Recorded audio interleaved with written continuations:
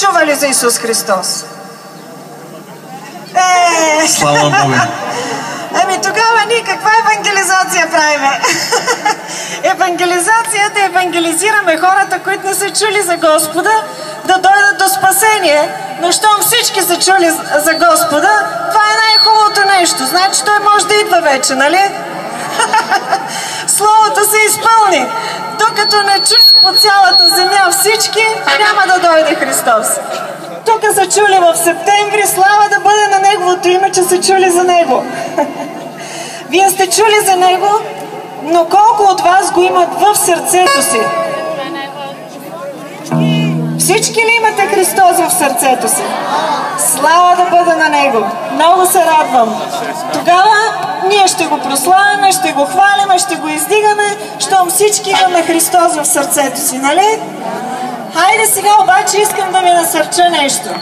Да сме малко по-свободни пред Бога.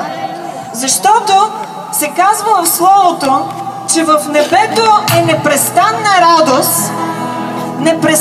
радост и там е пълно веселие. Постоянно се радват, постоянно е празненство, постоянно се танцува, яде се. Нали знаете, масите като се опънат на сватбите, там е празненство.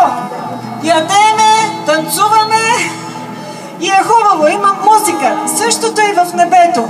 А Христос умря за нашите грехове, за да ни спаси, да ни облече със своята одежда на праведност и да ни сложи да седнеме отдясно на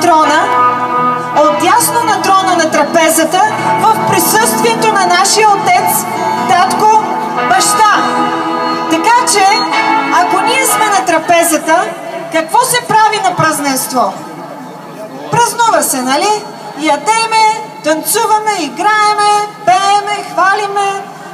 Всичко това се прави на едно празненство. Така че искам да ви насърча, щом имате Христос в сърцето си, щом сте го познали, щом Той е ваш приятел, след като вече е заживял в живота ви и не вече вие живеете, но Христос живее във вас, тогава нека да бъдем свободни и да го хвалиме. Халелуя! Бъдете свободни, да